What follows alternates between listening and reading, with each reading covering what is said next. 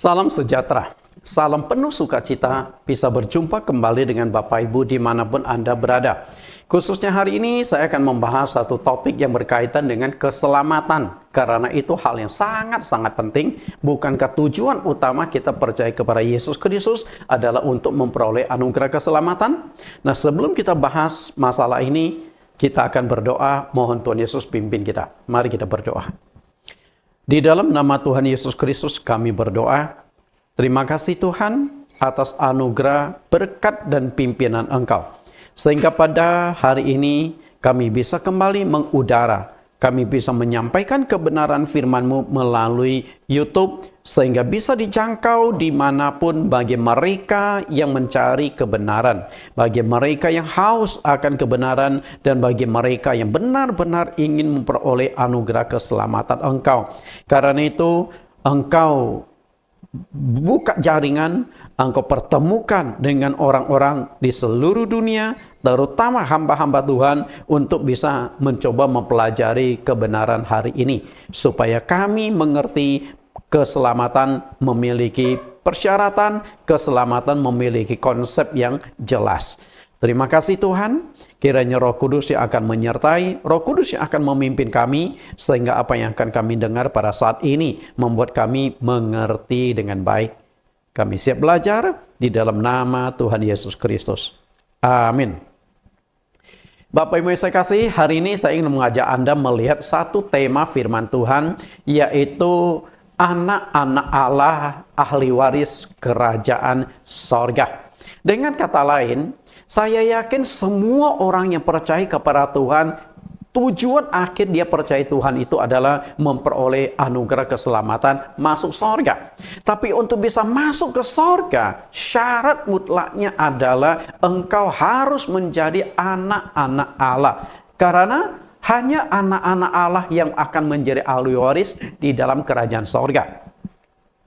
Saat ini di seluruh dunia, penduduk bumi kurang lebih 8,5 miliar manusia. Nah, dari 8,5 miliar manusia terbagi menjadi 3 kelompok keyakinan. Jadi ketika kita bicara keyakinan, dari seluruh dunia, seluruh penduduk bumi, 8,5 miliar manusia hanya dikategorikan 3 kelompok keyakinan. Kelompok yang pertama adalah ateis.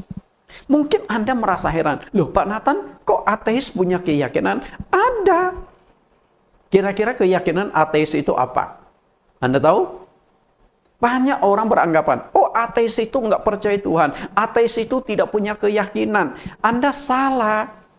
Dalam bahasa filsafat, ateis itu punya keyakinan. Keyakinan mereka itu apa? Keyakinan mereka adalah Allah itu tidak ada. Nah, itu sudah keyakinan. Karena keyakinan mereka itu bertolak belakang dengan kita. Keyakinan mereka bertolak dengan orang-orang yang teis atau percaya adanya Allah. Maka mereka disebut ateis. Teis kan Allah. A menunjukkan tidak percaya keberadaan Allah. Itu kelompok yang pertama. Dan jumlahnya juga banyak. Itu ada miliaran juga di muka bumi ini di seluruh dunia. Kelompok yang kedua adalah penyembah Allah jamak. Nah, agama yang menyembah Allah jamak atau kepercayaan menyembah Allah jamak juga cukup banyak di dunia. Mereka mempercayai ada dewa, ada dewi, terutama agama-agama kuno. Mereka tuh banyak sekali dewa-dewi. Bangsa Yunani adalah salah satu bangsa yang sangat terkenal dengan penyembahan kepada dewa-dewa. Hari ini kita mengenal nama planet. Ada planet Venus, Merkurius, Pluto, Jupiter. Dan itu sebenarnya adalah nama-nama dari dewa-dewa yang disembah oleh orang-orang Yunani. Sehingga di dalam Kisah Rasul pasal yang ke-17, Paulus bertemu dengan sekelompok orang-orang Yunani dan ia sempat masuk ke rumah ibadah, ke tempat mesbah sembahyang orang Yahudi. Ditemukanlah satu potong kalimat agnostoteo, kepada Allah yang tidak dikenal. Jadi mereka tuh punya kerinduan menyembah Allah yang benar, tapi terjebak Sudah muncul begitu banyak kepercayaan-kepercayaan, banyak dewa-dewi, sehingga mereka juga bingung mana dewa-dewi yang harus kami sembah. Oke, kemudian kelompok yang ketiga adalah penyembah Allah tunggal. Jadi hanya ada 3 kelompok keyakinan. Ateis, penyembah Allah jamak, dan penyembah Allah tunggal. Nah, penyembah Allah tunggal di dalam dasar konsep keyakinan mereka, di dalam kitab suci mereka sangat jelas menekankan Allah itu Esa, Allah itu satu, Allah itu tunggal. Dan di dunia ini hanya ada 4 agama yang memiliki dasar pemahaman bahwa Allah itu Esa. Agama pertama Yudaisme, agama kedua Katolik, agama ketiga Kristen, dan agama yang keempat adalah agama Islam. Dan dari 4 agama penyembah Allah Esa ini, mereka seringkali disebut sebagai agama Abrahamik. Karena munculnya dari tokoh sentral yaitu Abraham. Dari Abraham munculnya bangsa Yahudi. Dari Abraham melalui Yesus Kristus. Kemudian muncullah agama Kristen dan Katolik. Dari Abraham kemudian muncullah yang namanya Ismail. Yang kalau kita telusuri akhirnya memunculkan bangsa Arab yang menjadi agama Kristen, agama Islam. Bapak Ibu yang saya kasihi. Nah, apapun agama dan kepercayaan dari masing-masing, mereka percaya adanya 2 hal. Semua agama dan kepercayaan percaya 2 hal. Yang pertama, percaya adanya neraka. Oke? Semuanya. Karena itu mereka diajarkan hidup dengan benar supaya tidak masuk neraka setelah meninggal. Dan ketika mereka percaya adanya neraka, otomatis mereka juga percaya adanya sorga. Maka semua agama dan kepercayaan di muka bumi ini selalu menekankan kepada jemaatnya, umatnya, agar berjuang bisa masuk surga dan hindari neraka, hindari siksaan setelah kematian itu. Karena itu, masing-masing agama dan kepercayaan lalu membangun suatu konsep yang namanya konsep keselamatan. Masing-masing mengajarkan, oh, apa yang harus engkau lakukan agar engkau masuk surga, apa yang harus engkau lakukan agar engkau tidak mengalami kebinasan, mengalami siksaan di neraka. Kita ambil secara global, Kristen dan non-Kristen. Oke?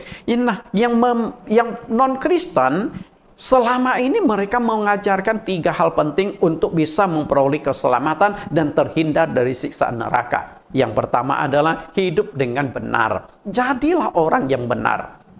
Jangan aneh-aneh, jangan neko-neko. Lalu yang kedua, tekun beribadah kepada Allah yang mereka sembah melalui agama dan kepercayaan mereka masing-masing. Dan yang ketiga adalah banyak beramal. Engkau tidak boleh hanya hidup untuk diri sendiri. Engkau merasa, oh, saya sudah jadi orang yang baik, yang benar, saya tidak menyakiti orang lain. Tidak. Agama-agama lain selalu mengajarkan engkau harus berbuat baik kepada sesama manusia, harus beramal agar engkau masuk surga. 3 poin ini yang selalu diajarkan. Lalu bagaimana dengan konsep keselamatan dalam agama Kristen? Nah, agama Kristen menekankan 2 hal yang sangat penting untuk bisa memperoleh anugerah keselamatan. Yang pertama adalah percaya kepada Yesus Kristus sebagai Tuhan dan Juru Selamat tunggal. Ini sudah nggak ada pilihan. Ini sudah mutlak. Nah, apakah hanya percaya dengan Yesus saja pasti sudah jamin keselamatan? Tidak. Tapi ada tahap yang kedua, bertaat dan melakukan firman Tuhan. Anda harus percaya bahwa kitab suci Anda, perjanjian lama sampai perjanjian baru itu adalah firman Tuhan. Nah, kalau itu firman Tuhan, perkataan Tuhan, maka yang perlu kita lakukan adalah taat sepenuhnya apa yang diperintahkan oleh Tuhan di dalam kitab suci. Karena kitab suci sendiri adalah perkataan Tuhan, mewakili Tuhan yang adalah roh yang tidak bisa kita lihat pada saat ini. Ini ajaran Kristen. Namun menurut saya, apapun ajaran agamamu, apapun ajaran dari kepercayaanmu, doktrin, dogma, semuanya, konsep-konsep keselamatan yang dikembangkan oleh masing-masing agama, intisarinya adalah jika ingin masuk ke dalam kerajaan sorga, Anda harus mengenal 2 hal yang sangat penting. Kalau engkau ingin masuk sorga ya, ada dua hal yang sangat penting, dua pribadi yang sangat penting, dua sosok yang sangat penting engkau harus kenal. Sosok yang pertama adalah siapa Allah yang benar. Kan penting. Karena kalau engkau menyembah Allah tanpa mengenal Allah yang benar, Anda bisa salah sembah. Nah, jika Anda salah sembah, berarti penyembahan engkau tidak diperkenan Tuhan, tidak diterima Tuhan. Roh itu ada 4. Allah, malaikat, iblis, dan manusia. 2 roh, manusia dan malaikat tidak boleh disembah. Nah, 2 roh yang lain, yaitu Allah dan setan, berusaha mendapatkan penyembahan dari manusia. Jadi ketika kita salah menyembah, penyembahan kita bukan lagi kepada Allah yang benar, tapi kepada iblis yang berusaha menyesatkan kita, sehingga seakan-akan penyembahan kita sudah kena sasaran.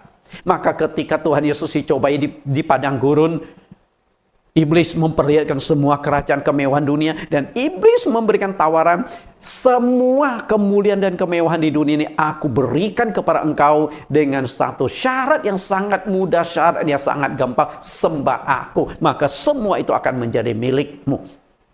Tapi Yesus berkata apa kepada setan? Hanya satu yang boleh disembah, Tuhan Allahmu. Berarti hanya 2 kekuatan yang layak disembah, Tuhan atau setan. Ketika engkau menyembah Tuhan, maka engkau harus tinggalkan setan. Tapi ketika engkau salah menyembah Tuhan, engkau tanpa disadari terpeleset menyembah kepada setan-setan.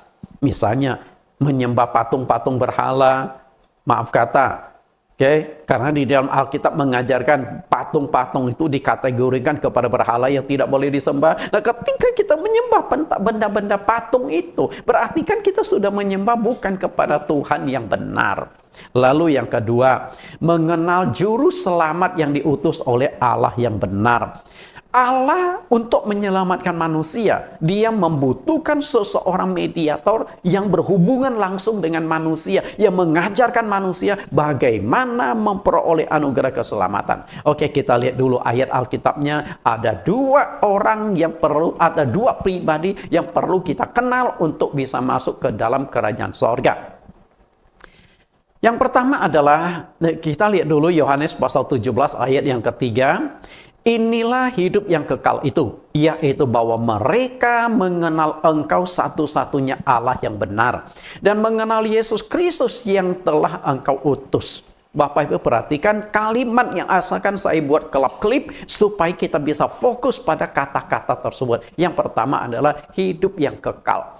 Semua agama pasti berjuang untuk memperolehkan hidup yang kekal. Karena itu, kalau engkau tidak dapat hidup yang kekal, gagal memperoleh hidup yang kekal, nggak ada gunanya Anda capek memeluk agama, nggak ada gunanya engkau bercerai lelah di agama tersebut. Karena itu, pertanyakan secara tajam, agama yang kau ikuti selama ini kira-kira membawa engkau masuk surga atau tidak. Kalau tidak, tinggalkan agama tersebut. Lalu bagaimana supaya engkau bisa masuk surga, mendapat hidup yang kekal? Ada 2 pribadi yang harus dikenal. Pribadi yang pertama adalah mengenal engkau. Engkau yang dimaksudkan di sini adalah Allah Bapa Sang Pencipta. Karena di Yohanes pasal yang ke-17 ini menceritakan Yesus sedang berdoa kepada Allah Bapa di sorga. Maka ketika Yesus berkata bahwa mereka mengenal engkau satu-satunya Allah yang benar. Berarti Allah yang benar itu hanya ada satu. Masalahnya adalah siapa Allah yang benar? Coba tanya agama lain. Agama non-Kristen, siapa Allah kalian yang benar? Mereka akan sebut ini, itu. Tapi ketika ditanya orang Kristen, siapakah Allah yang kau sembah? Oh, Allah yang kami sembah adalah Allah yang menciptakan langit bumi, yang menciptakan manusia, Allah yang menciptakan nenek moyang kami Adam dan Hawa, Allah yang disembah oleh Abraham, Ishak dan Yakub yang memimpin bangsa Israel keluar dari Mesir. Nah, itu pengenalan bangsa Yahudi. Tapi lebih Kristen, lebih spesifik, siapakah Allah yang benar itu? Allah yang benar adalah Allah yang inkarnasi menjadi manusia, yang hari ini kami sebut sebagai Tuhan Yesus Kristus. Makanya Yesus datang ke dunia untuk menjadi juru selamat, menjadi utusan Allah. Jadi kita harus tahu, memang di sini agak sulit sekali menjelaskan tentang Allah.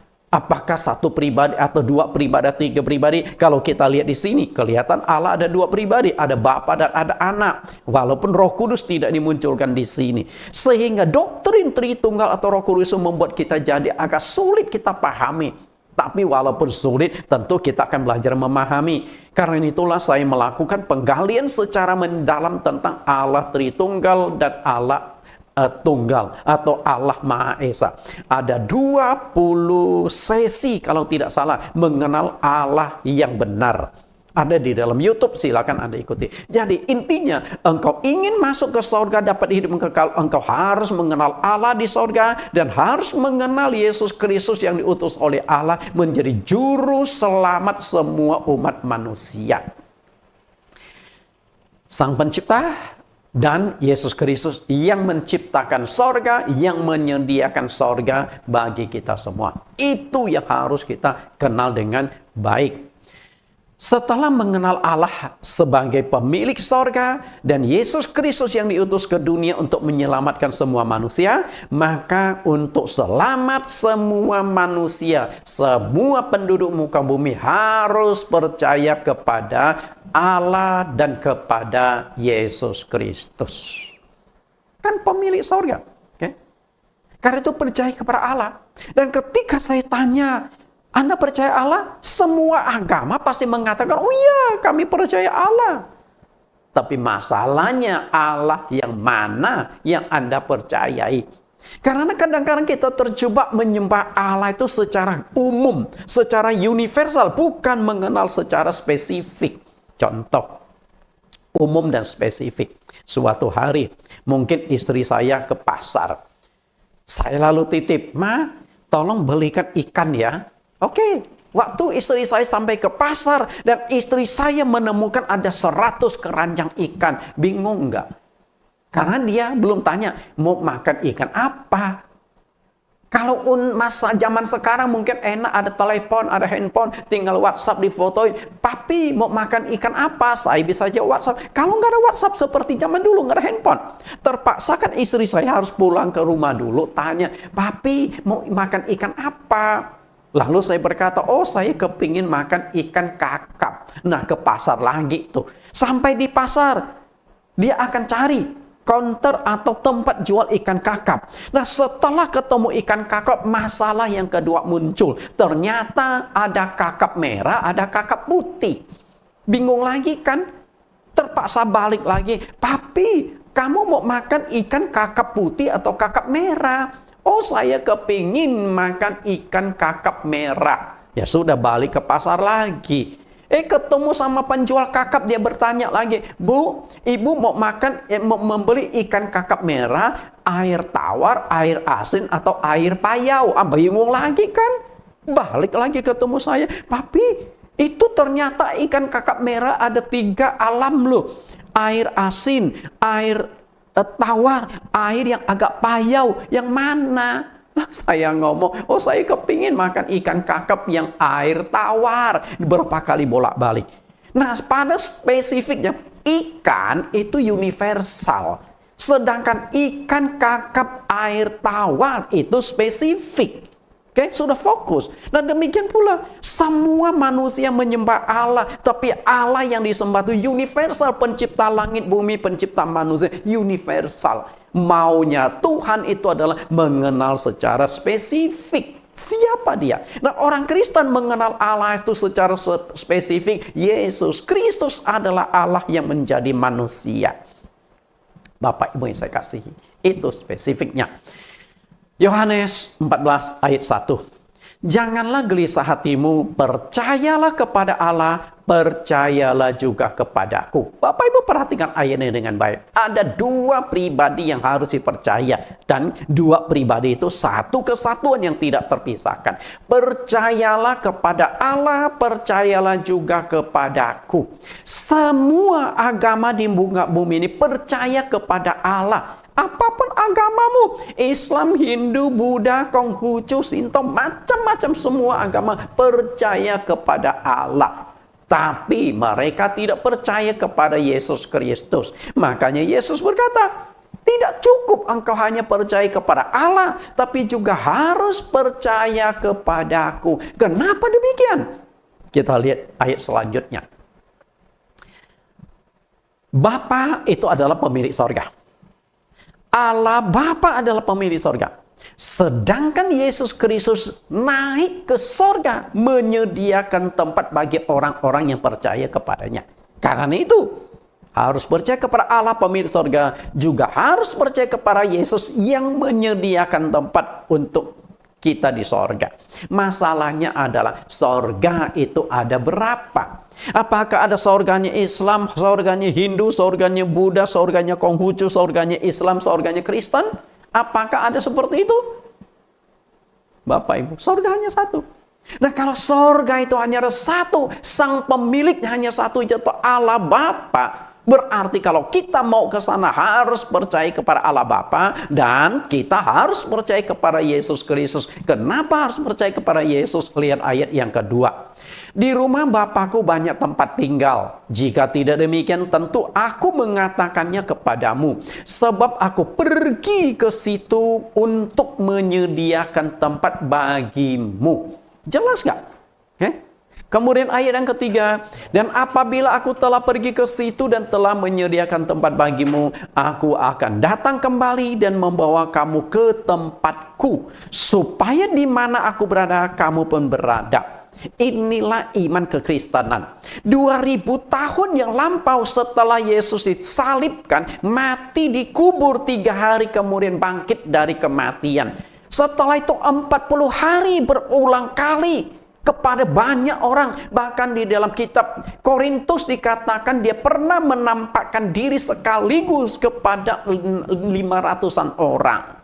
Setelah itu dia naik ke sorga, menyediakan tempat bagi kami yang percaya kepadanya. Jadi saat ini Yesus ada di sorga. Yesus sedang menyediakan tempat bagi setiap orang yang ingin masuk sorga, tapi harus percaya kepada Dia. Semua nabi, semua rasul, semua tokoh agama menawarkan sorga, tapi Yesus Kristus menyediakan tempat di sorga. Siapa yang lebih kuat posisinya? Yang menawarkan sorga, yang mempromosikan sorga, yang sales atau menjual sorga, atau yang menyediakan sorga atau pemilik sorga? Anda bisa putuskan. Bapak Ibu yang saya kasih. Namun, apapun dasar doktrin kita, perlu kita ketahui dengan jelas. Nah, mungkin saya akan lebih fokuskan di internal Kristen, bahwa tidak semua orang itu bisa masuk sorga. Sekalipun dia sudah menjadi Kristen, sekalipun dia sudah percaya kepada Yesus Kristus. Mungkin pernyataan saya ini akan mengagetkan banyak orang Kristen. Mungkin perkataan saya ini akan ditentang oleh banyak pendeta. Karena selama ini pendeta mengajarkan, percaya Yesus, pasti engkau selamat. Betulkah ajaran seperti itu? Belum tentu. Karena Yesus sendiri mengatakan di Matius 7 ayat 21, bukan setiap orang yang berseru kepadaku Tuhan, Tuhan akan masuk ke dalam kerajaan sorga, melainkan dia yang melakukan kehendak Bapakku yang di sorga. Nah, kehendak Bapa ini harus kita cari. Kehendak Bapa itu apa? Di mana kita harus mencari kehendak Bapa? Di dalam kitab suci. Karena kitab suci ini sudah menjelaskan, dan kitab suci itu adalah penuntun bagi kita memperoleh anugerah keselamatan. 1 Timotius 5 ayat yang ke-16. Kan seperti itu Bapak Ibu. 15-16. Hanya orang yang diakui Bapa sebagai anak-anak Allah yang akan masuk surga.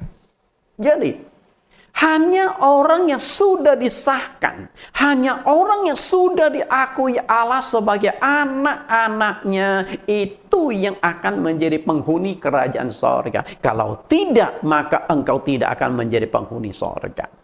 Kita lihat dulu dasar ayatnya. Yang bisa menjadi ahli waris kerajaan sorga seharusnya orang Kristen yang telah diakui oleh Allah Bapa sebagai anak-anak Allah. Saya tidak tahu jelas apakah agama-agama lain di dalam kitab suci mereka ada penyebutan nggak bahwa umat agama tersebut disebut anak-anak Allah. Tapi di dalam agama Kristen, di dalam kitab suci Kristen, dari perjanjian lama sampai perjanjian baru, kita selalu menyebut Allah itu sebagai Bapa. Jadi sebutan Allah sebagai Bapa itu bukan terjadi di agama Kristen. Agama Yahudi pun sama. Di dalam perjanjian lama pun sama. Bangsa Israel menyebut Allah itu sebagai Bapa mereka. Nah, kalau Allah sebagai Bapa, bukankah kita menjadi anak-anak Allah? Dan anak-anak Allah adalah sebuah status yang sangat-sangat mulia. Bapak Ibu, menjadi anak seorang pejabat tinggi saja rasanya bangga. Menjadi anak dari seorang pengusaha sukses, kita bangga. Tapi ini menjadi anak Allah, anak raja segala raja, anak dari penguasa segala alam semesta, segala kekayaan kemuliaan itu milik dari Allah Bapa di sorga. Dan kita bisa menjadi anak Allah. Betapa bangganya kita. Ini adalah sebuah status yang sangat istimewa, yang tidak bisa dibeli dengan uang seberapapun. Engkau tidak bisa membeli anugerah Tuhan dengan duit. Satu ketika, Simon, seorang tukang sihir di kota Samaria, ketika bertemu dengan Petrus, saat Petrus datang ke kota Samaria, Petrus dan Yohanes, si tukang sihir ini, dia sudah percaya Tuhan, sudah bertobat, tapi hatinya tidak bersih. Dia ingin membeli anugerah, membeli kuasa Tuhan dengan duit dia. Sehingga Petrus berkata, apa hubunganmu dengan ini? Kamu nyangka engkau bisa membeli anugerah Tuhan dengan uang yang kau miliki? Aku lihat hatimu masih hitam pahit, bertobatlah. Engkau tidak bisa membeli uang, tidak bisa membeli surga. Uangmu tidak ada gunanya. Batangan emas yang kau simpan tidak ada gunanya. Karena di surga jalan-jalan terbuat dari emas. Anda mau beli surga pakai apa?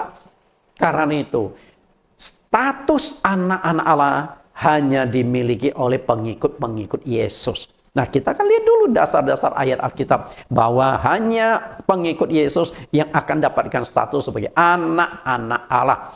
Roma 8 ayat 14. Semua orang yang dipimpin Roh Allah adalah anak Allah. Perhatikan, anak Allah. Sebab kamu tidak menerima roh perbudakan yang membuat kamu menjadi takut lagi. Tetapi kamu telah menerima roh yang menjadikan kamu anak Allah. Oleh roh itu kita berseru, Ya Aba, Ya Bapa. Kita lihat jadi anak Allah. Nah, karena kita jadi anak Allah, dengan sendirinya kita bisa menyebut Allah itu sebagai Bapa. Allah itu sebagai Aba kita. Aba, Bapa itu sebuah panggilan keakraban. Papi. Papi, Papa, Mami. Itu kan sebutan akrab. Bapak Ibu saya kasih. Maka muncullah sebuah lagu. Ya Aba, Bapa, ini aku anakmu, layakkanlah seluruh hidupku.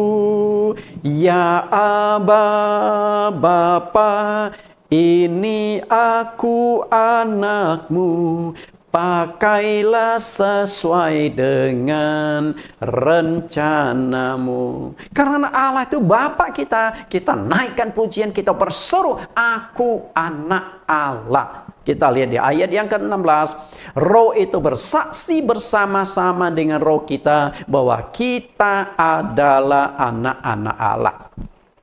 Bapak Ibu perhatikan di sini. Yang akan menjadikan kita anak Allah salah satunya adalah Roh Kudus. Roh itu bersaksi. Roh siapa? Roh Kudus. Karena itu betapa pentingnya kita untuk mendapatkan Roh Kudus supaya disahkan menjadi anak-anak Allah. Nanti saya akan jelaskan di bawah bagaimana menjadi anak Allah. Cuman kebetulan sudah muncul di sini, maka saya singgung sedikit. Perhatikan, ketika kita menjadi anak Allah, maka kita menyebut Allah itu sebagai Bapa kita, sebagai Aba kita. Anak Allah. Karena itu Bapak Ibu, status itu yang sangat penting.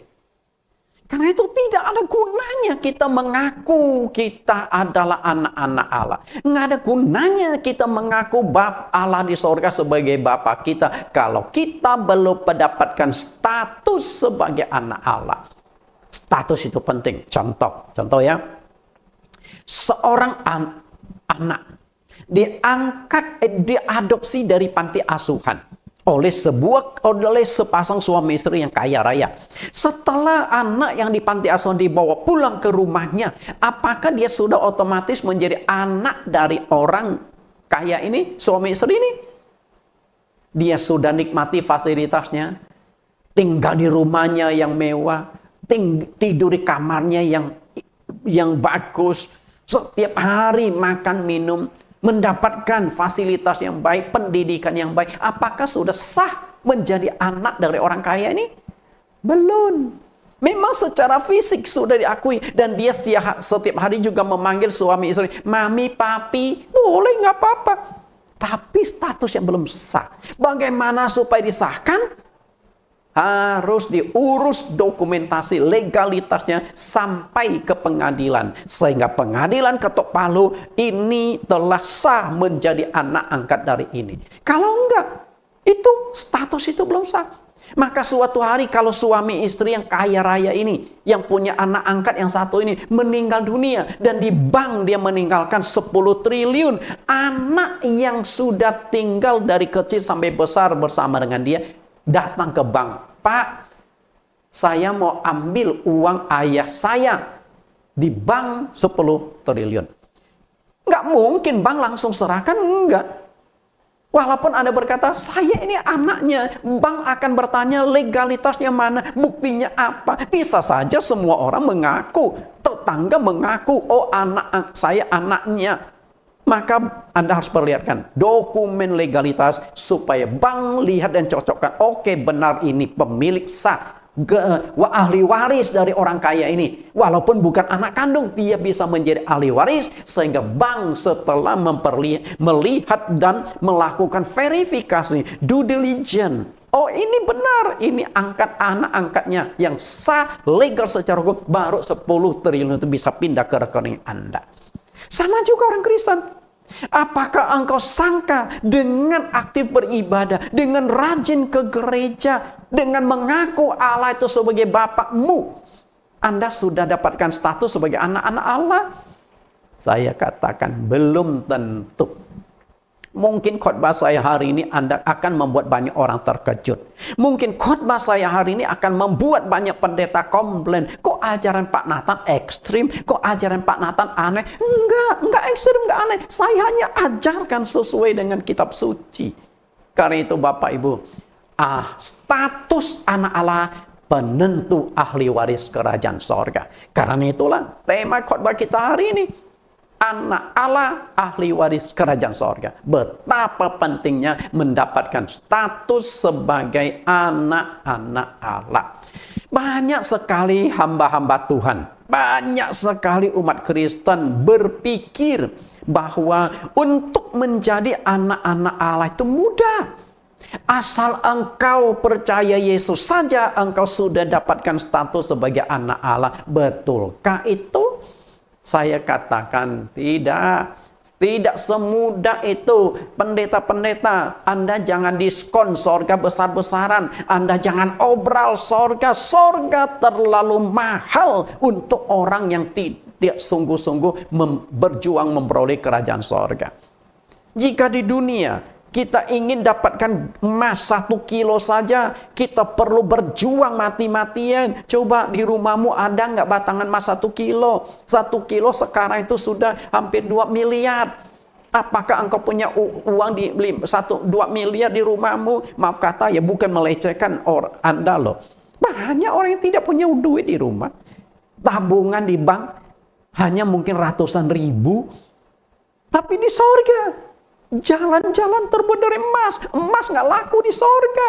Anting-anting yang kita pakai, jam tangan yang emas yang kita pakai, perhiasan emas yang kita pakai, di sorga nggak laku. Artinya sorga itu sangat mahal. Nah kalau sorga itu sangat mahal, apakah Anda pikir untuk dapatkan sorga itu gampang? Santai-santai saja bisa masuk sorga? Tidak. Untuk bisa masuk ke sorga, engkau harus memenuhi dua syarat yang sangat-sangat penting. Apa itu Pak Nathan? Kita akan lihat. Dua syarat penting untuk menjadi anak-anak Allah dan menjadi ahli waris kerajaan sorga. Syarat yang pertama adalah baptisan air. Syarat yang kedua adalah dipenuhi Roh Kudus. Itu nggak bisa ditawar-tawar lagi. Syarat ini bukan saya yang tetapkan. Syarat ini bukan saya yang tentukan. Pemilik sorga yang menentukan dua syarat mutlak yang tidak bisa dikompromikan. Dua syarat mutlak yang tidak bisa ditawar-menawar lagi. Nah kita akan lihat penjelasannya lebih jauh. Kita lihat dulu Lukas pasal 3 ayat 21 sampai 22. Syarat untuk menjadi anak Allah adalah harus dibaptis dan dipenuhi Roh Kudus. Kita lihat Lukas 3 ayat 21-22. Ketika seluruh orang banyak itu telah dibaptis dan ketika Yesus juga dibaptis dan sedang berdoa, terbukalah langit. Dan turunlah Roh Kudus dalam berupa burung merpati ke atasnya. Dan terdengarlah suara dari langit, engkaulah anakku yang kukasihi, kepadamulah aku berkenan. Selama Yesus lahir sampai usia 30 tahun, tidak ada penegasan dari sorga yang mengatakan bahwa Yesus Kristus adalah anak Allah. Tapi saat ini, ayat ini, langsung dari langit muncul satu suara, engkaulah anak yang kukasihi. Nah, bagaimana mendapatkan status sebagai anak Allah itu? Perhatikan kembali, ada dua syarat: baptisan air dan dipenuhi Roh Kudus. Kita lihat syarat yang pertama. Yesus dibaptis di Sungai Yordan. Sebenarnya Yesus itu nggak perlu dibaptis. Yesus itu Allah. Dan untuk apa kita dibaptis? Di Alkitab mengajarkan salah satu khasiat dari baptisan itu adalah pengampunan dosa, menyelesaikan dosa kita. Karena dosa ini yang membuat kita putus hubungan dengan Allah. Melalui baptisanlah kita akan menjadi anak-anak Allah. Lalu yang kedua, dipenuhi Roh Kudus. Jelas nggak? Syarat untuk menjadi anak Allah ada dua. Dibaptis dan dipenuhi Roh Kudus. Nah, saya akan bahas lebih tajam baptisan dan dipenuhi Roh Kudus. Oke, kita kupas supaya tidak terlalu panjang. Bapak Ibu yang saya kasihi, dengan jelas dan tegas Tuhan Yesus mengatakan syarat mutlak untuk masuk surga adalah kita harus dilahirkan dari air, yaitu baptisan air, dan kita harus dilahirkan dari Roh, yaitu terima Roh Kudus. Oke? Dilahirkan dari terima Roh Kudus. Kita lihat dulu. Yohanes pasal 3 ayat yang kelima. Jawab Yesus, aku berkata kepadamu, sesungguhnya jika seorang tidak dilahirkan dari air dan Roh, ia tidak dapat masuk ke dalam kerajaan Allah. Masih tidak cukup jelas? Sang pemilik sorga, Yesus Kristus yang sedang menyediakan tempat di sorga, langsung memunculkan dua syarat mutlak, dua syarat yang tidak bisa ditawar-tawar lagi. Engkau harus dilahirkan dari air, yaitu baptisan air, dan engkau harus dilahirkan dari Roh, yaitu terima Roh Kudus, supaya engkau bisa masuk ke dalam kerajaan Allah. Apakah engkau sudah dapatkan dua ini? Karena itu pemilik sorga sudah menentukan syarat itu. Peristiwa Yesus dibaptis dan dipenuhi Roh Kudus tercatat dalam 4 kitab Injil. Oke, kita lihat tercatat di mana saja. Tercatat di Matius 3 ayat 17, Matius pasal 3 ayat 13 sampai 17, tercatat di Markus 1 ayat 9 sampai 11, tercatat di Lukas 3 ayat 21 sampai 22 yang barusan kita baca, dan tercatat di Injil Yohanes 1 ayat 32 sampai 34. Oke.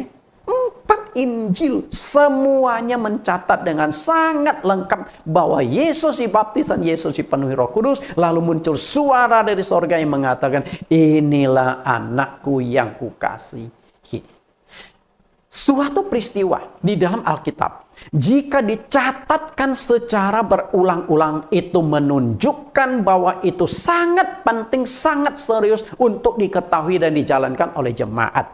Berarti peristiwa di mana Yesus dibaptis dan dipenuhi Roh Kudus adalah peristiwa yang sangat-sangat penting karena menentukan ajaran pondasi kekristenan itu sendiri.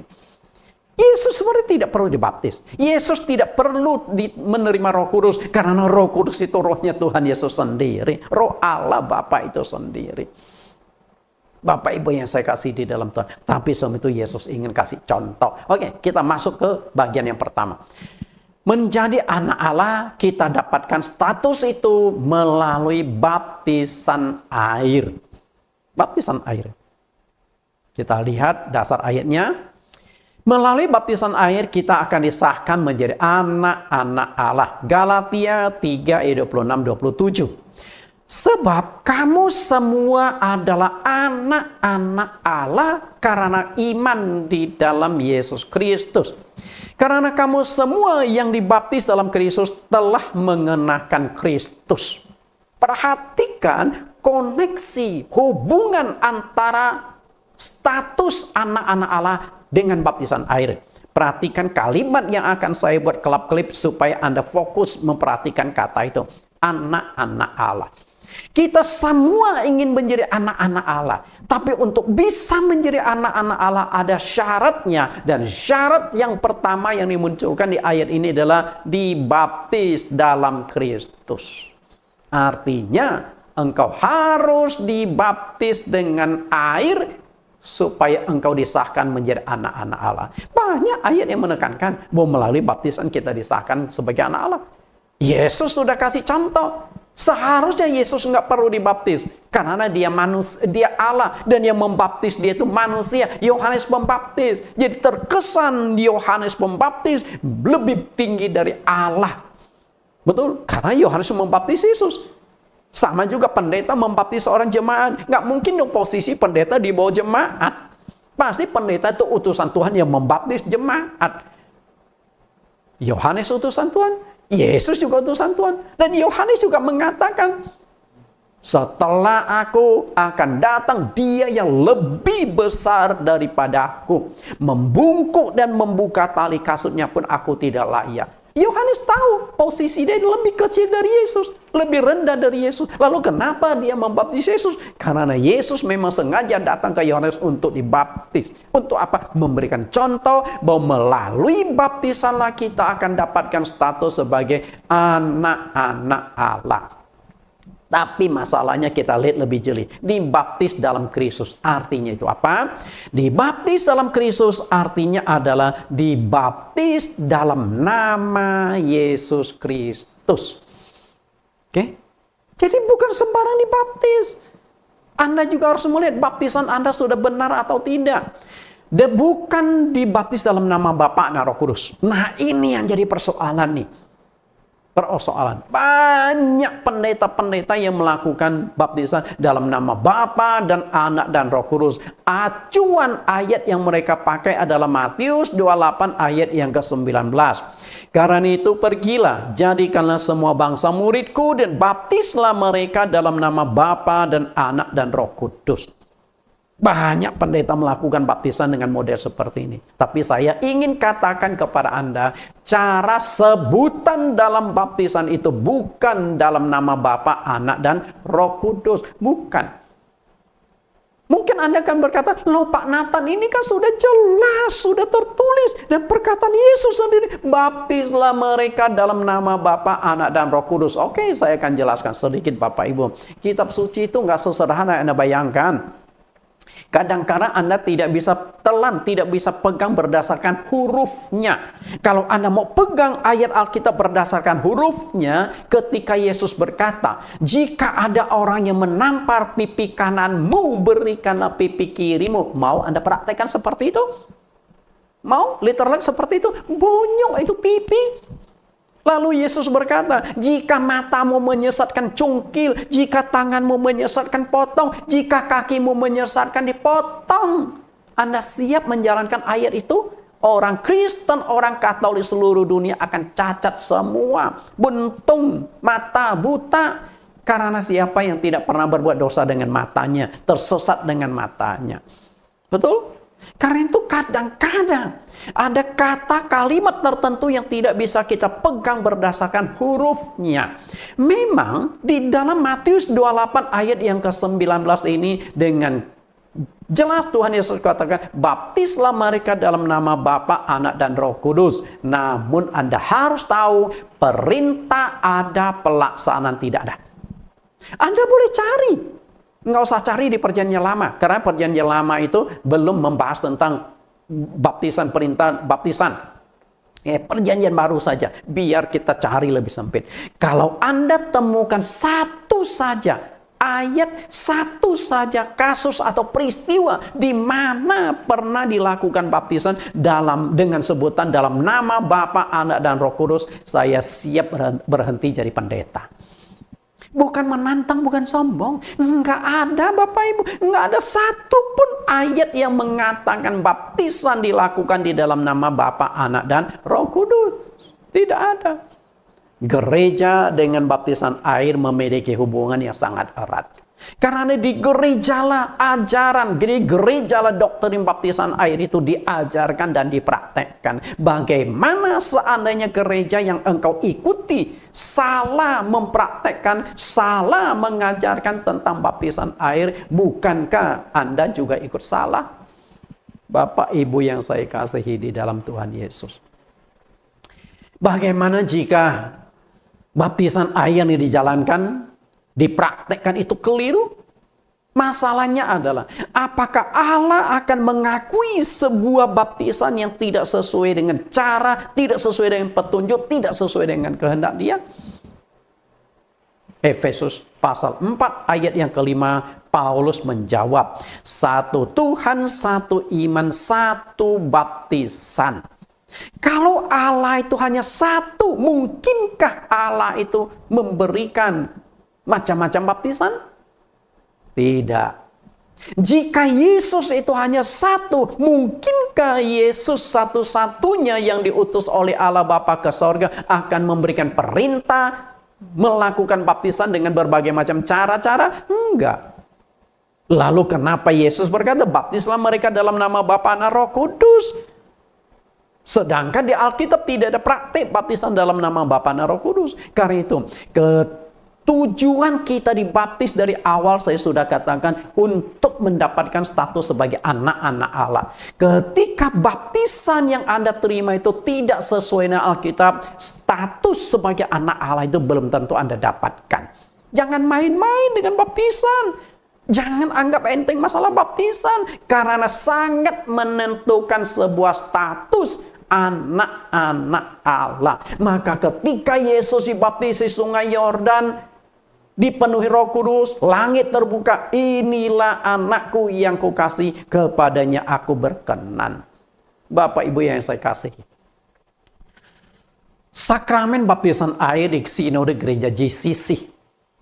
Kebetulan saya gembala di GCC. Dari perintisan, dari sejak awal gereja ini kami rintis belasan tahun yang lampau sampai hari ini, gereja GCC Jesus Christ Community tetap mengajarkan, tetap mempraktekkan baptisan air sama seperti yang dilakukan oleh murid-murid Tuhan Yesus pada gereja mula-mula.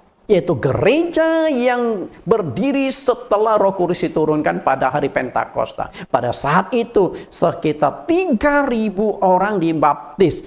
Maka saya katakan itu baptisan yang benar.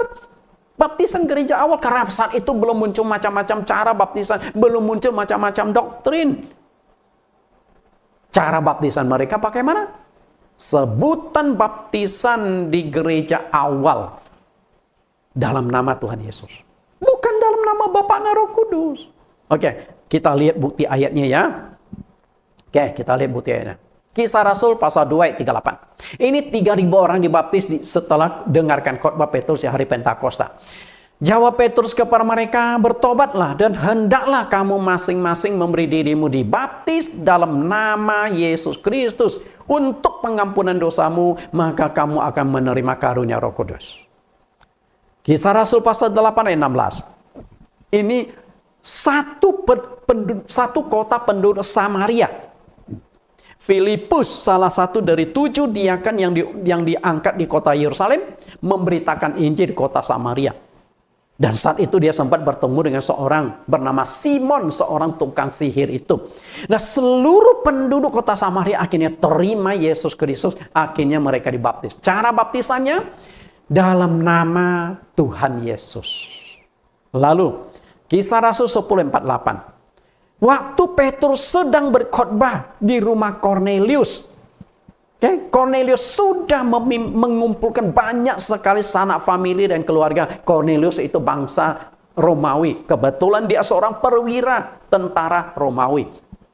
Cuman kemungkinan dia menganut agama Yahudi. Ketika malaikat datang berkunjung kepada Kornelius, malaikat berkata, Kornelius, ya ada apa Tuhan? Kaget dia, karena makhluk yang datang bukan manusia. Lalu malaikat berkata, doamu dan sedekahmu telah naik ke hadirat Allah dan Allah ingat engkau. Bayangkan, nggak ada orang seperti Kornelius. Doa sedekahnya, perbuatan baik kesalehan sampai ke langit, sampai secara khusus dari sorga mengutus seorang malaikat bertemu dengan Kornelius. Malaikat berkata, pergi jemput Simon Petrus. Untuk apa Petrus datang ke rumah Kornelius? Ingin memberitakan Yesus Kristus dan mengajarkan syarat keselamatan. Dan akhirnya ketika sampai di rumah Kornelius, sudah ada banyak orang yang berkumpul, lalu Petrus mulai berkhotbah. Tiba-tiba waktu Petrus sedang berkhotbah, Roh Kudus turun ke atas semua orang yang mendengarkan khotbah Petrus itu. Jika yang kumpul itu puluhan orang dipenuhi Roh Kudus. Jika yang mendengar khotbah Petrus saat itu ada ratusan orang semuanya dipenuhi Roh Kudus. Itu dicatatkan di Kisah Rasul pasal yang ke-10 ayat 44 sampai 46. Nah, setelah mereka dipenuhi Roh Kudus, lalu Petrus berkata kepada rekan-rekannya di ayat 47, bolehkah kita mencegah orang untuk dibaptis sedangkan mereka sudah menerima Roh Kudus sama seperti kita di hari Pentakosta? Nah, ayat 48 ini. Lalu ia menyuruh mereka dibaptis dalam nama Yesus Kristus. Kemudian mereka meminta Petrus supaya ia tinggal beberapa hari lagi bersama-sama dengan mereka. Lalu Kisah Rasul 19 ayat yang kelima. Ini baptisan ulang. Saat itu Paulus berkunjung di pedalaman Efesus. Dia bertemu dengan sekelompok orang yang sudah dibaptis. Paulus bertanya, apakah kalian sudah menerima Roh Kudus ketika kalian menjadi percaya? Mereka menjawab, belum. Bahkan kami belum pernah mendengar ada Roh Kudus. Lalu Paulus bertanya, kalau begitu dengan baptisan manakah kamu telah dibaptis? Mereka jawab, dengan baptisan Yohanes. Dan Paulus katakan baptisan Yohanes adalah pembaptisan orang-orang yang telah bertobat dan harus percaya kepada Dia yang datang kemudian, yaitu Yesus. Dan ayat yang kelima, ketika mereka mendengar hal itu, mereka memberi diri mereka dibaptis dalam nama Tuhan Yesus. Jelas kan? Ini baptisan ulang. Mereka sudah dibaptis, tapi versi baptisan Yohanes. Berarti baptisan air dan kepenuhan Roh Kudus itu hubungannya sangat erat. Dan setelah ayat yang kelima dibaptis ulang, di ayat yang ke-6 langsung mereka dapat Roh Kudus dengan berbahasa roh. Dari sini kita lihat cara baptisan sama, sebutan dalam baptisan sama. Tempat baptisannya beda, waktu baptisannya beda, orang yang dibaptisnya beda, hamba-hamba Tuhan yang membaptisnya beda, tapi sebutannya sama, dalam nama Tuhan Yesus atau Yesus Kristus. Tidak ada satupun baptisan yang dilakukan dalam nama Bapa, Anak, dan Roh Kudus, atau penggabungannya dalam nama Bapa, Anak, dan Roh Kudus, yaitu Tuhan Yesus. Tidak ada. Nah, inilah yang dikatakan oleh Paulus di Efesus pasal 4 ayat kelima, satu Tuhan, satu iman, satu baptisan. Kalau Tuhan satu, maka Tuhan hanya mengakui satu model baptisan. Nah, Anda perhatikan model baptisan ini, karena saat ini di seluruh dunia telah muncul sekitar 33.000 sampai 45.000 denominasi. Angka ini bukan saya yang buat. Anda boleh cari di Google, berapa sih banyak denominasi agama Kristen di seluruh dunia? Muncul angka ini, 33 sampai 45 ribu.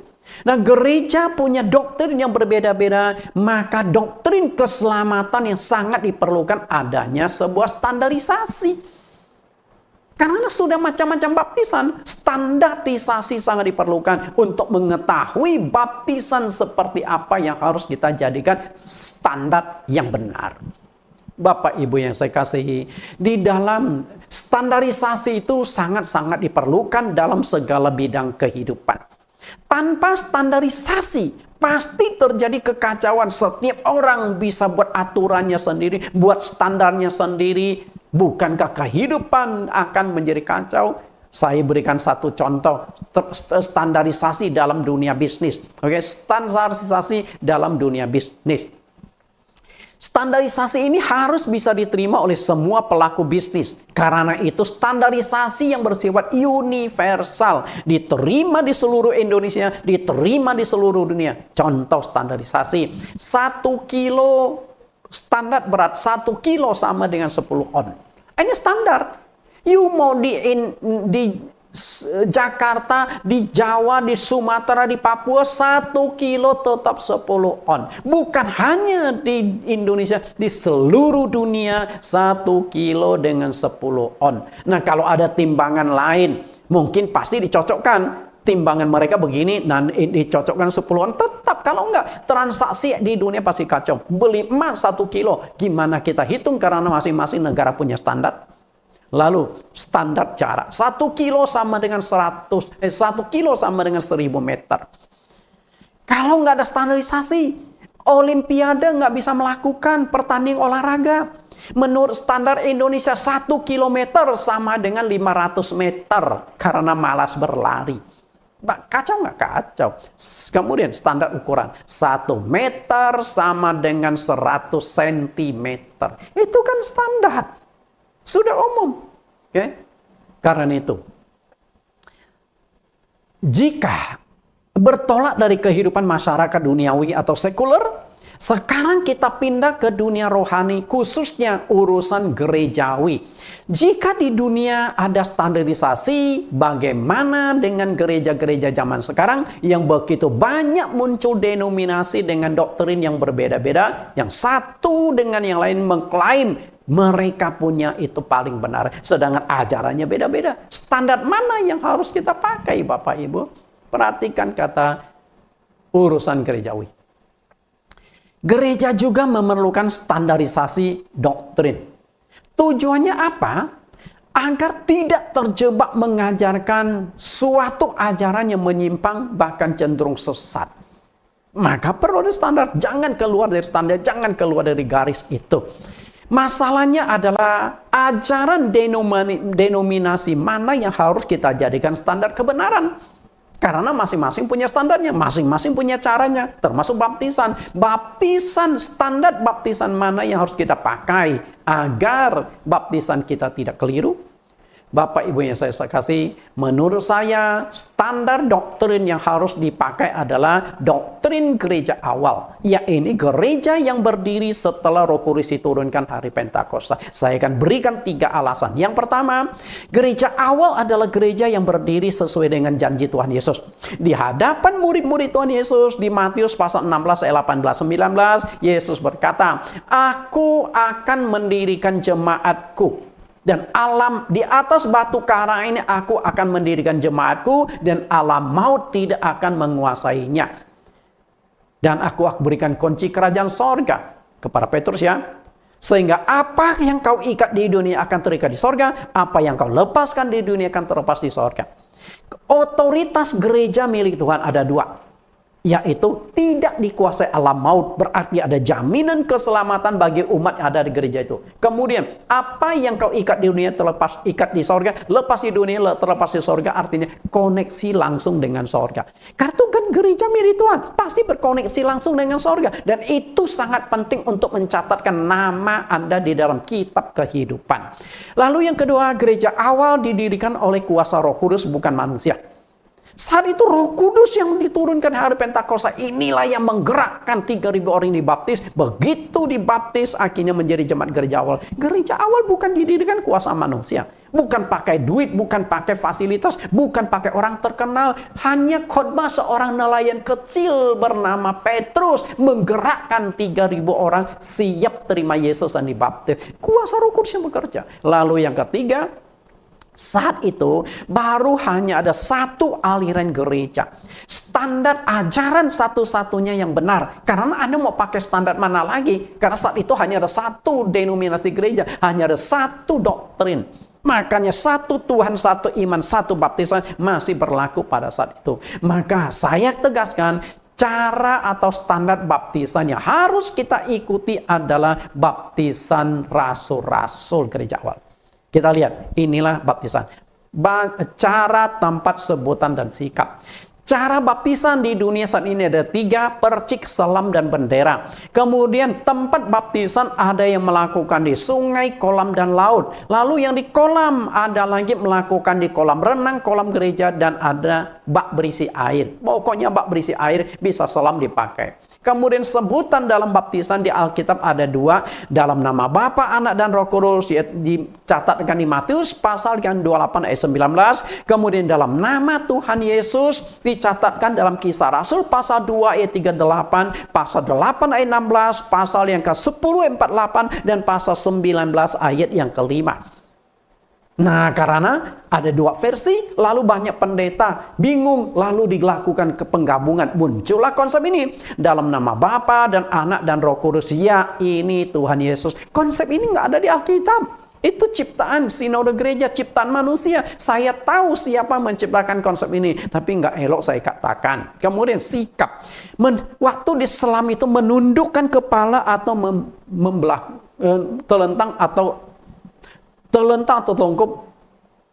Saya belum temukan baptisan yang miring kanan atau miring kiri. Kalau ada pasti saya masukkan isi. Selama ini hanya ada 2. Diselamkan ke depan atau diselamkan ke belakang. Mana yang lebih benar?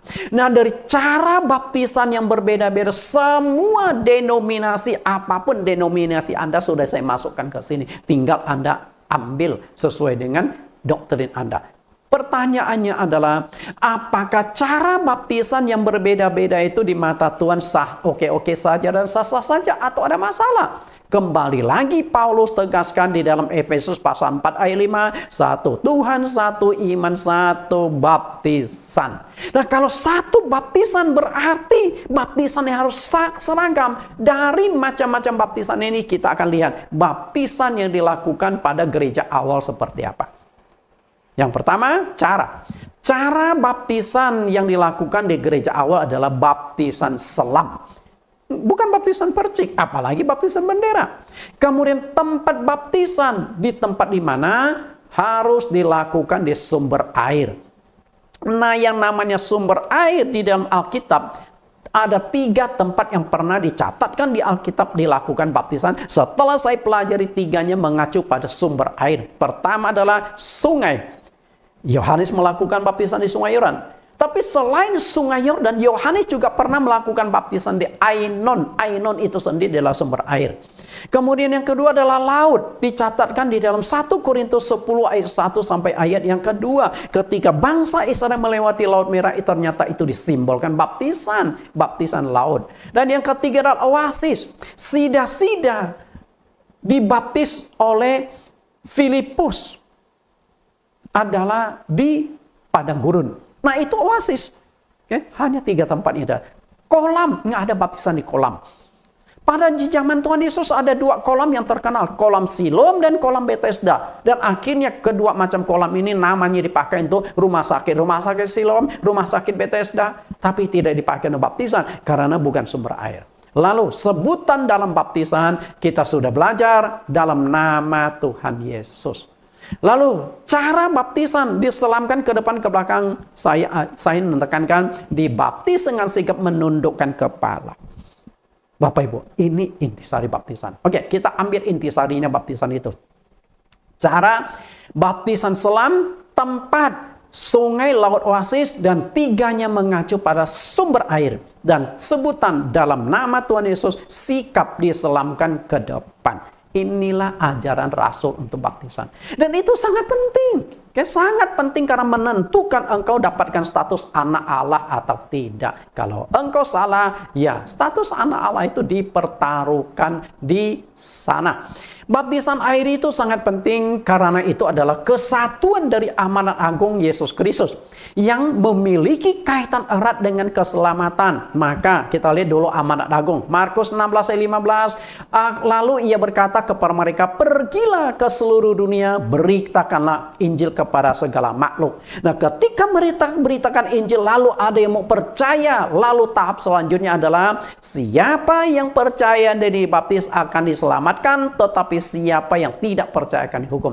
Percaya Yesus dengan baptisan satu kesatuan. Kalau engkau percaya Yesus, terima Yesus, tidak mau dibaptis, tetap nggak selamat. Karena baptisan yang mensahkan kita sebagai anak-anak Allah.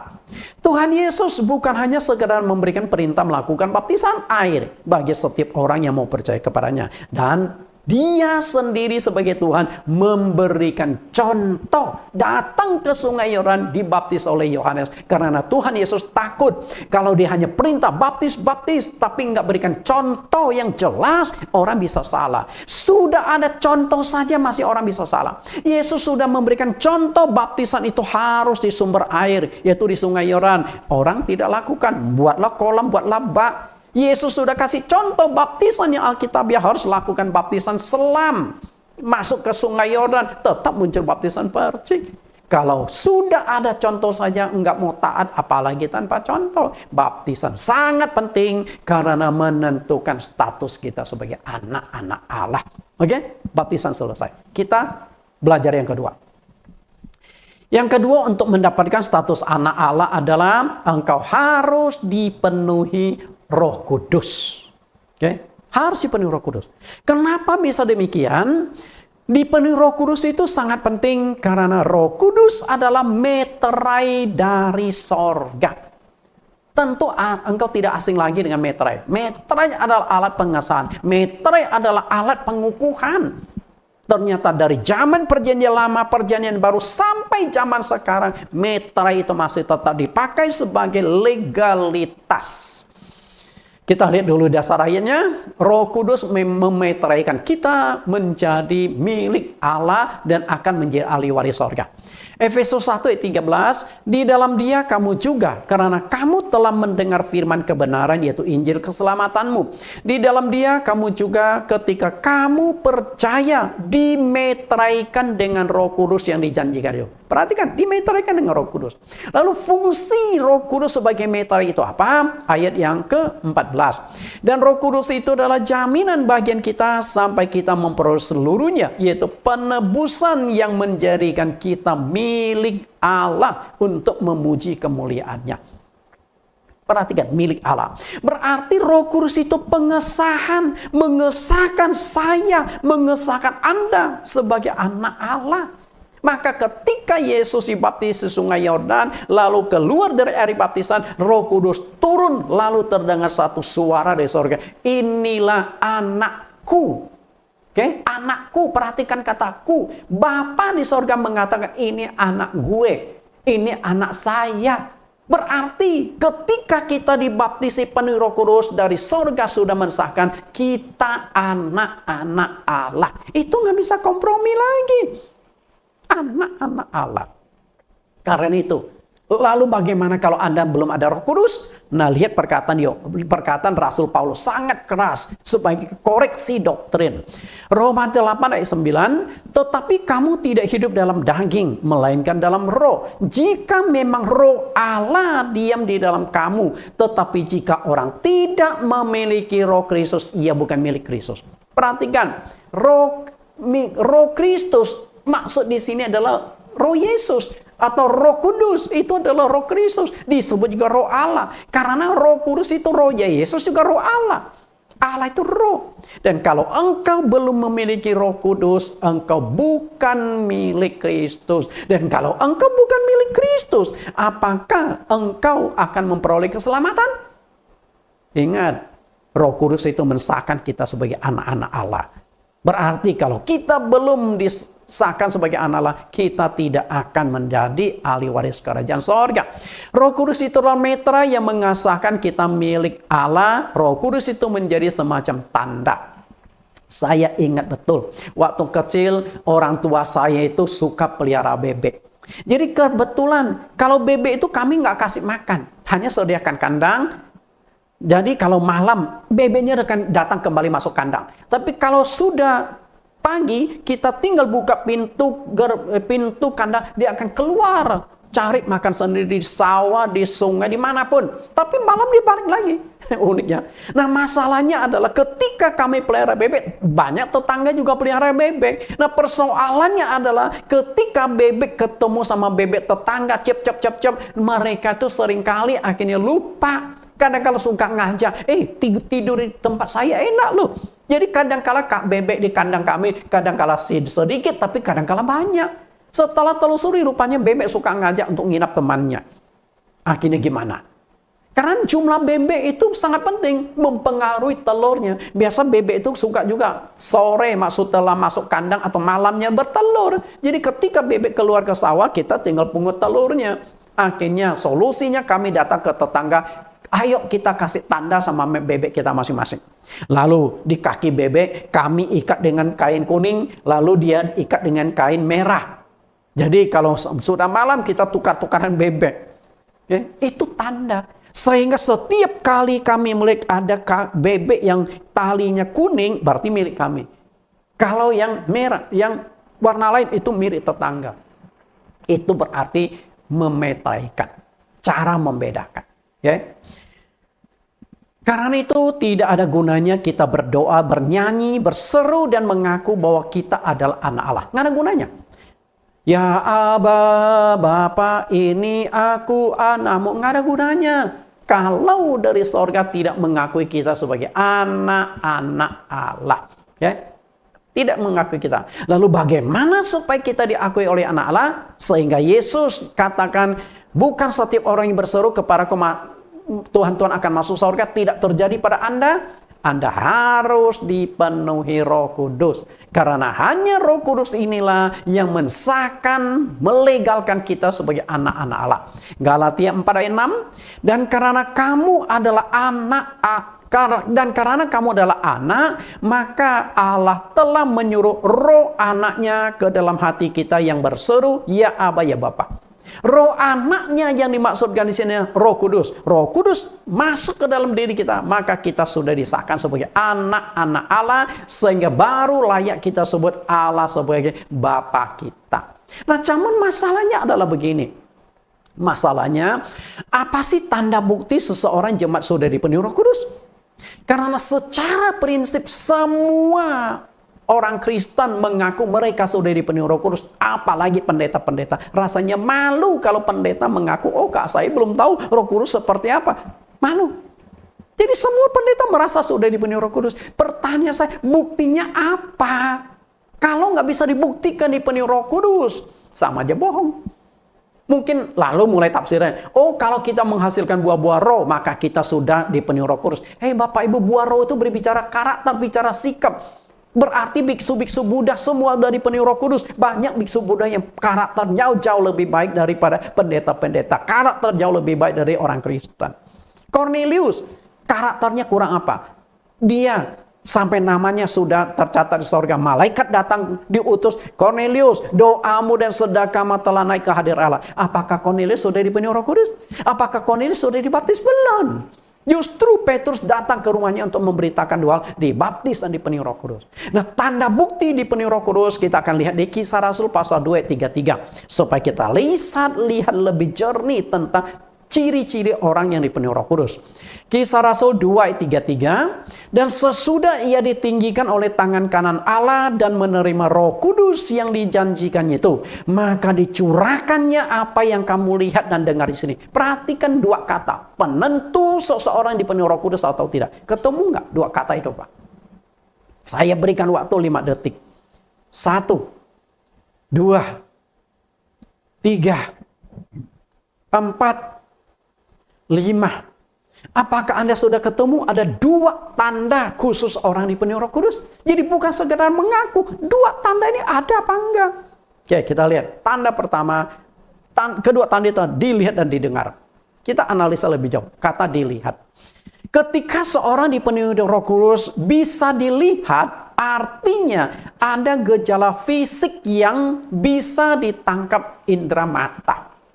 Apa itu? Ketika orang dipenuhi Roh Kudus, badannya bisa bergetar atau bergoyang. Jadi bukan sengaja digoyang, enggak. Ketika engkau dipenuhi Roh Kudus, badanmu bisa bergoyang atau bergetar dengan otomatis, kan Roh Kudus yang menggerakkannya. Mungkin Anda akan bingung, kok bisa Pak Nathan? Lalu yang kedua, bisa didengar. Bisa didengar berarti ada suara yang keluar dari mulutnya. Ketika dia berdoa dipenuhi Roh Kudus, ada suara yang keluar dari mulutnya. Apa itu? Berbahasa roh atau berglosolali. Itu jelas. Jadi ketika seseorang yang dipenuhi Roh Kudus, waktu doa badannya bergetar, lalu dia berkata-kata dengan bahasa roh, itu baru dipenuhi Roh Kudus. Nah, Anda ada nggak pengalaman seperti itu? Nah, di sini banyak pendeta, Anda pernah sebagai pendeta alami pengalaman itu apa enggak? Kalau enggak, jangan mengaku sudah dipenuhi Roh Kudus. Bapak Ibu yang saya kasih, kita lihat lebih tajam nih. Bukti lebih jauh. Bisa dilihat dan bisa didengar. Bisa dilihat badan bergetar. Nah, ini asli ayatnya. Kisah Rasul 8, 14 sampai 18. Kisah Rasul 10, 45. Kisah Rasul 3, 41. Lukas 1, 41. Nah, kemudian bisa didengar. Dasar ayatnya Kisah Rasul pasal 2 ayat 4. Kisah Rasul 10, 48. Kisah Rasul 19 ayat 6 sampai 7. 1 Korintus 14 ayat 18. Saya bicara itu ada dasar bukti. Bukan asal ngomong. Oke, kita lihat lebih jelas. Kembali lagi Kisah Rasul pasal 2 ayat 33. Perhatikan kata dilihat dan didengar. Lalu kita buktikan betul nggak orang dipenuhi Roh Kudus itu bisa dilihat dan bisa didengar. Nah, kita ambil kasus di mana Cornelius dengan teman-temannya dapat Roh Kudus. Oke, Kisah Rasul pasal yang ke-10 ayat 44 sampai 46. Ketika Petrus sedang berkata demikian, turunlah Roh Kudus ke atas semua orang yang mendengarkan pemberitaan itu. Dan semua orang percaya dari golongan bersunat yang menyertai Petrus tercengang-cengang karena melihat bahwa karunia Roh Kudus dicurahkan ke atas bangsa-bangsa lain juga. Sebab mereka mendengar orang-orang itu berkata-kata dalam bahasa roh dan memuliakan Allah. Perhatikan dua kata ini, dilihat dan didengar. Oke? Turunlah Roh Kudus. Jadi waktu Petrus lagi khotbah di hadapan banyak orang di rumah Cornelius, tiba-tiba semua pendengar khotbah itu dipenuhi Roh Kudus. Lalu apa tanda buktinya bahwa mereka dipenuhi Roh Kudus? Mereka bisa dilihat. Artinya teman-teman pelayanan Paulus bisa melihat, badan mereka bergoyang semua, bergetar. Lalu bisa didengar karena otomatis mereka tiba-tiba bisa berkata-kata dengan bahasa roh. Kan jelas sekali Bapak Ibu. Bisa dilihat, bisa. Nah, ini baru bukti dipenuhi Roh Kudus. Anda sudah alami pengalaman itu? Itu nggak main-main loh. Dari sorga menurunkan Roh Kudus. Masa nggak ada tanda, nggak bisa dirasakan? Bagaimana kita tahu kita sudah dimeteraikan atau belum? Setelah dibaptis, seharusnya jemaat segera memohon dipenuhi Roh Kudus. Sama seperti contoh dari Tuhan Yesus, setelah dibaptis, Roh Kudus turun seperti burung merpati ke atas Tuhan Yesus. Kenapa demikian? Karena melalui kepenuhan Roh Kudus dan melalui baptisan dan kepenuhan Roh Kudus itulah satu paket yang akan mensahkan kita sebagai anak-anak Allah. Kita lihat kembali Kisah Rasul pasal 2 ayat 38. Perhatikan Roh Kudus dan baptisan. Jawab Petrus kepada mereka, "Bertobatlah dan hendaklah kamu masing-masing memberi dirimu dibaptis dalam nama Yesus Kristus." Perhatikan ya, dibaptis dalam nama Yesus Kristus, bukan dalam nama Bapa dan Roh Kudus, untuk pengampunan dosamu, maka kamu akan menerima karunia Roh Kudus. Perhatikan di sini, dibaptis, yang kedua dipenuhi Roh Kudus. Nah, dibaptis dan dipenuhi Roh Kudus itu merupakan satu paket yang seharusnya tidak boleh dipisahkan. Setelah jemaat dibaptis, harus segera memohon kepenuhan Roh Kudus. Untuk apa?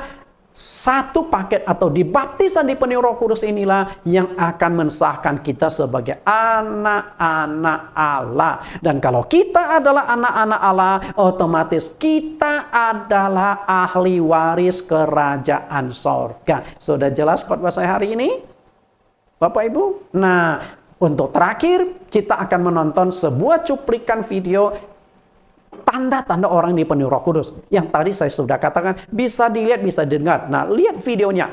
Orang dipenuhi Roh Kudus, badannya bergetar dan bisa berbahasa roh. Tuhan Yesus berkati sampai bertemu kembali. Kita tundukkan kepala. Nah, setelah itu Anda bisa melihat video yang akan diputarkan nanti. Di dalam nama Tuhan Yesus Kristus kami berdoa. Terima kasih Tuhan. Engkau Allah dan Juru Selamat kami yang hidup. Semoga apa yang sudah kami dengar pada saat ini membuat kami lebih mengerti. Kami dibukakan, kami dicelikkan mata kami, agar kami mengerti inilah sebuah kebenaran untuk mendapatkan status sebagai anak-anak Allah. Terima kasih Tuhan. Kau tetap menyertai kami, pakai hamba-Mu yang kecil ini, supaya menyingkapkan kembali rahasia-rahasia kebenaran Alkitab, agar kami tidak tersesat dan kami memegang teguh kebenaran itu. Di dalam nama Tuhan Yesus kami berdoa. Amin. Sampai bertemu minggu depan, Tuhan Yesus berkati.